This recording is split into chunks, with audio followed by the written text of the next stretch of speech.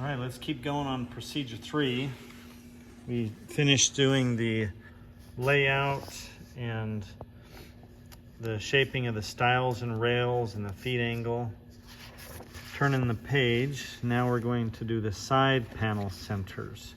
Now looking at the front, that's this here, and there's 2 of them. It goes inside that frame. If you want to change colors, wood species, now is the time to do it.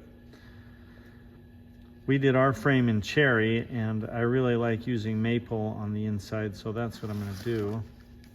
I'm either going to get stuff from the shorts bin or the lumber room and rough cut what I need. I need 2 pieces or make 2 panels that are 15/16 by 11 7/8 by 18 3/4. And there's a note here telling me that I will need a couple of boards to get that wide, and that I should make it a little bit wider than that and a little bit longer than that also, so that it can be squared later. What I mean is I gathered from the shorts bin some boards that I think will work. So 3 different sizes, but in total I'm going to be able to get that 11 7/8 wide. And I've got enough to get 18 3/4 long.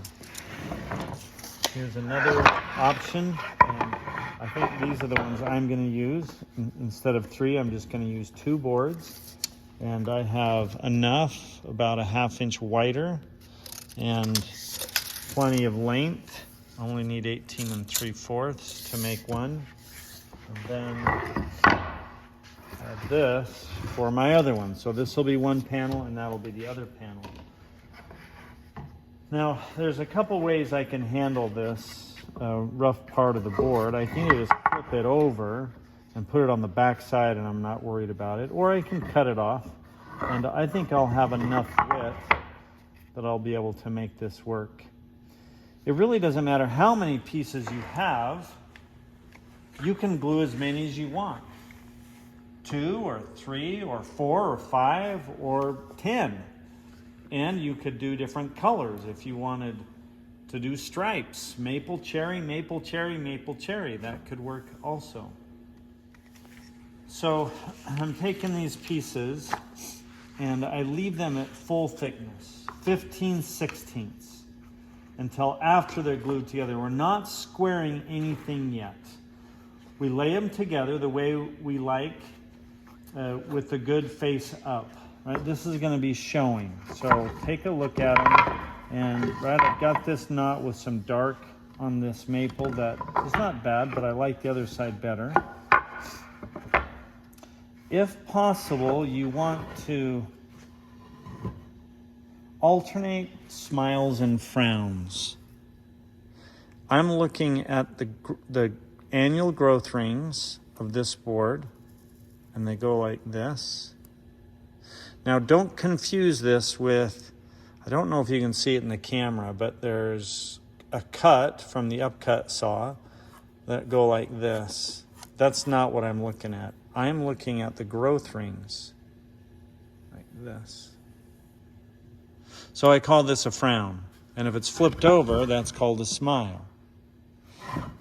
This board, trying to find the growth rings, they go like this. And that's a frown. It's a smile. If you can, you want to alternate them. The reason why is because boards tend to cup according to those growth rings. So if they alternate, then the cupping happens, one up, one down, one up, one down, and they tend to stabilize themselves. If you don't like the way it looks, then change it. So aesthetics trumps. What looks good is better. So go like that. But if it works, smiles and frowns is the better principle. So on this one, I like those 2 faces. And I notice that I have 2 frowns, and I'm okay with that. I'm gonna live with it. This one, I really like that face. I think I like that face. Now this one is a smile.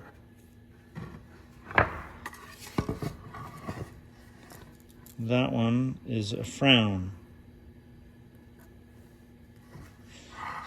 So that one is a frown and a smile, and those will work good together. Okay.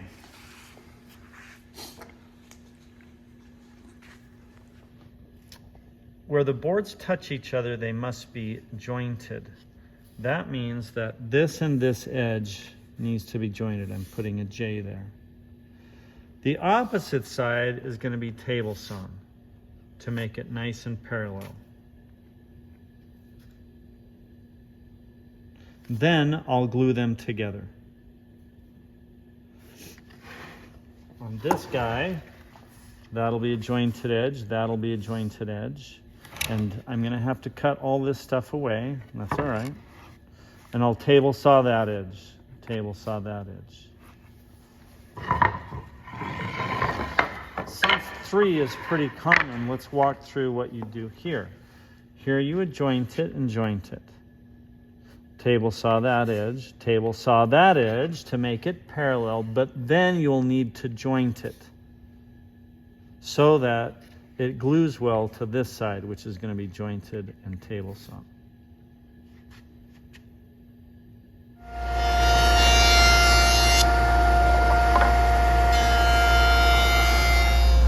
Now when I go to table saw these, I want to leave quite a bit of material. I'm trying to get enough to yield 11 7/8, so I'll be okay.